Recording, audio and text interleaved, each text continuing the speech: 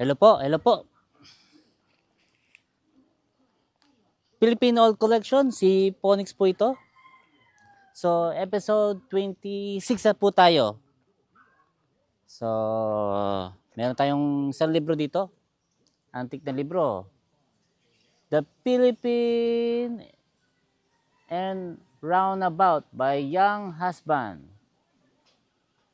This was an old 1899 book. So, ito ay ang may nagakda nitong libro ay si Major G.J. Young Husband. Saan to ng siya ng British. So napakalaga ditong libro, 1899. 1899. Okay. So halos history natin mula sa panahon ng gera ng Espanyol at ng Amerika. Tsaka pagka ang nangyari doon kay Aguinaldo, yung pagtatago niya. Aguinaldo in hiding from Spanish troops, 1896. Yan po. 1896. So, halos pa importante ito eh. May mga, nung panahon ng Spanish War tsaka ng Philippine War, mga pinapatay talaga yung mga pinapatay nila. So, doon tayo sa page 16 yan. Katulad yan, no? Pilipino yan. Kasama yung mga Spanish.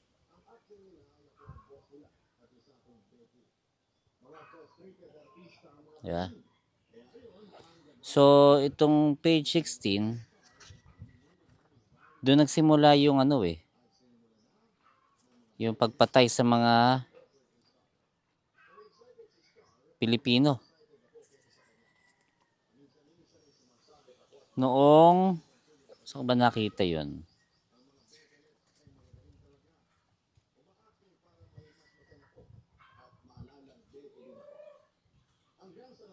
Ayan.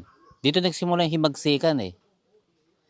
Filipinos, as they are called, having failed to secure any amelioration of their lot by negotiation, took to arms, with Aguinaldo as they acknowledge leader, and Spaniards respond by proclaiming martial law. On August 30, 1896. So, yung proclamation na yon ng martial law noong 1896 ng August, mga Spanish po, mga Spaniards, nahuli nila ang 169 na insurgents were suspected disaffection and casting them into small dungeon which lies below water level in the bastion of San Sebastian. The dungeon having only one air hole. Wow. On the hottest night of the year, these 169 poor victims were thrust at the bayonet point. Ventilation or communication with the open air there is none. It perhaps matter of wonder that only 54 of the prisoners were found dead in the morning. The remainder were led out and shot on the Luneta, fashionable promenade on the shores of Manila Bay. On September 12, at the same year, 13 more prominent suspects were publicly shot on the Luneta. In the presence of Spanish ladies, tapos meron band played, lively airs, whistled, photographer was busy with this camera. I have secured one of these photographs. May pinicture pa si Young Husband, which sufficiently demonstrate the accuracy of the above statement. Among the prisoners ng mga Pilipino were 2 gold official, a chemist, 2 or 3 rich landed proprietors, a tailor, a schoolmaster, a doctor, and a merchant. The prisoners stood in row on the curved stood facing the sea with their arms and legs bound and were shot down by squads of soldiers from behind. Wow. In the month of October 1896, the Spanish troops numbered 3,000 exclusive native auxiliary troops, but they were badly equipped and either entirely lacking in departmental organization. The soldier, mostly of poor psychic, had each a rifle in his true and cartridge pouch, but these latter were generally empty. Hmm. An eyewitness who watched the departure of the Spanish troops was destined to attack and drive the insurgent out of Cavite mentioned that the medical department consisted of one doctor with a small medicine chest. So, ito yung sa Luneta. Nakapila yung mga Pilipino noong October 1896. So, ganyan nangyari noon. So, naghimagsik. Parang martial law din yan sa 1986. Pero ito yung una. So, sa chapter 6, the first president of Republic of the Philippines, American, ito yung nanalo na yung Amerika di ba? Outpost for the face of first president of the Philippines. So, doon sa Malolos to. So, ito itsura ni Aguinaldo. Born May 1869.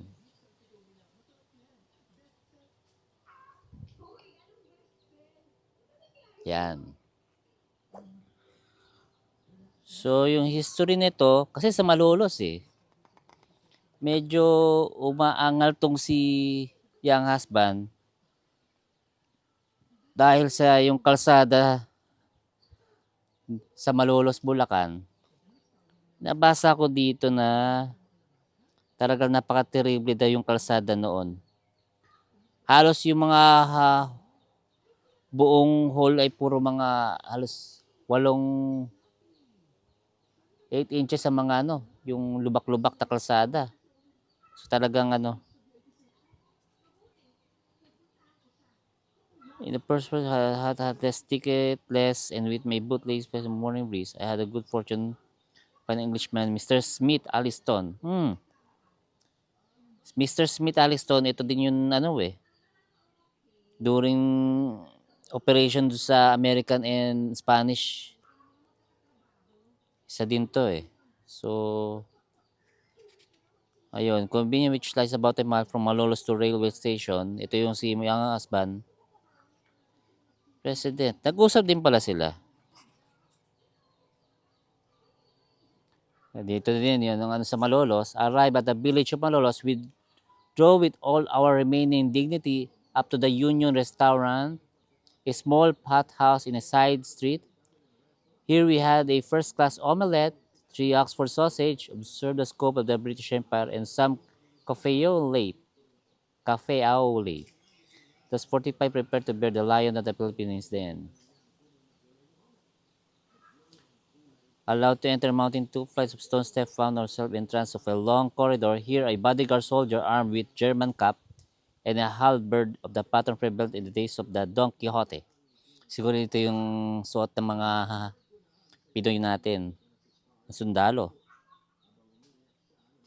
ADC. It was now 9 o'clock but the President Private Secretary bustled up for party din pala dyan, no? Tapos mayroong bata na parang anak yata ni Aguinaldo. So, Aguinaldo is a young man of only 29 years of age. Stand about 5 feet and 4 inches ang height. Slightly built and was dressed in a coat, trouser drab, tussore silk. He's a pure Philippine native, thought showing a slight trace of Chinese origin of the dark complexion. Yun ang niya. So ito kasi kumpleto talaga tong history na to, no? So napaka-importante pala to. May mga part dito na wala sa history natin na dito. Tapos ang sumunod naman, noong kamatayan ni Rizal.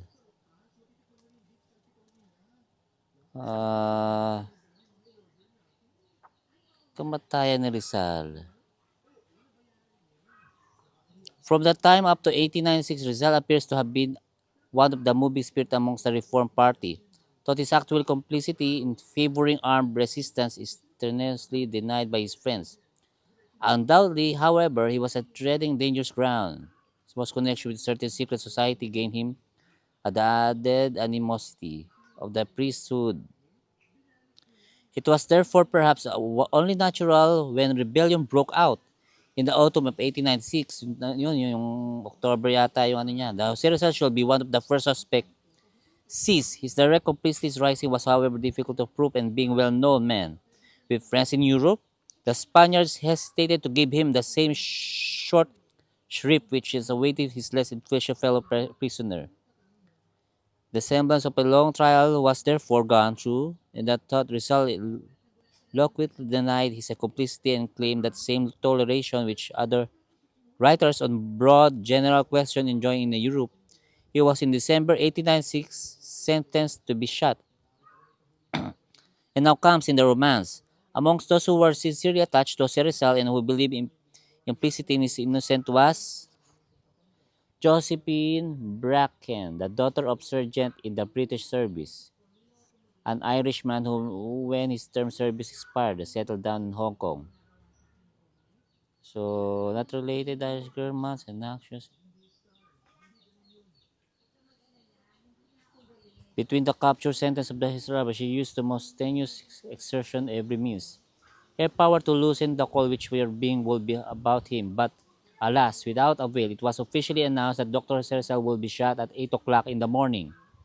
December 30th, on the Luneta, the fashionable promenade of Manila, for the crime of treason in the investigation of a rebellion, at 3 a.m. on the morning after first having confessed to the priest, Rizal received the Holy Communion at the chapel of the Royal Fortress of Santiago.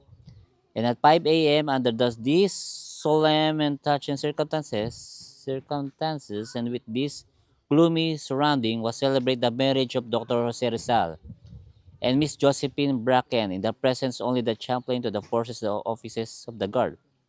A bridge groom of an hour standing, the prisoner was at 6:30 a.m. marched under the escort of the artillery regiment to the Campo de Bagong Bayan. So, ito yon si Rizal.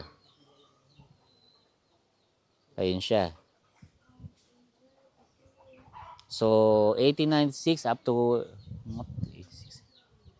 3 years. Ito kasi libro na 1899 eh. So, ginawa kagad yung libro na yon.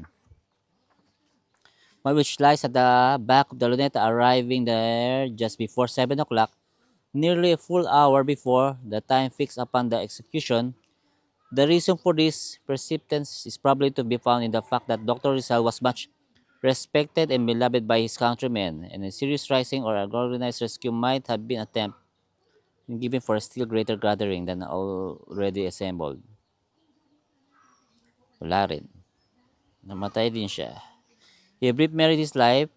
Thus, abruptly ended, Madame Rizal, steered by the hot Irish blood of her forefathers, swore that she would be avenged on the Spaniards for what she could only consider the judicial murder of her husband.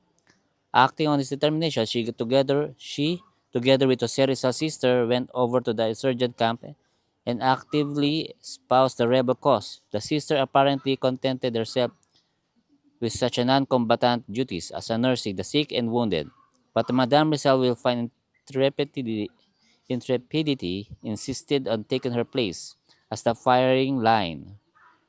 Bob or rifle. This lady's first engaged in the narrated that she picked off with unerring aim the Spanish officer. Was leading the troops to attack and during the engagement. Matapang yung kapatid ni Rizal. So, ito yung libro. 1899 na. Sige po. Medyo puro tayo kwento. Maganda yung libro na to. So, napaka-importante sa atin. 3 years namatay si Rizal. Ito yung libro. Nasandun ito yung picture na nakalagay na binaril si Rizal. So, salamat po. Si Ponix po to. Bye-bye.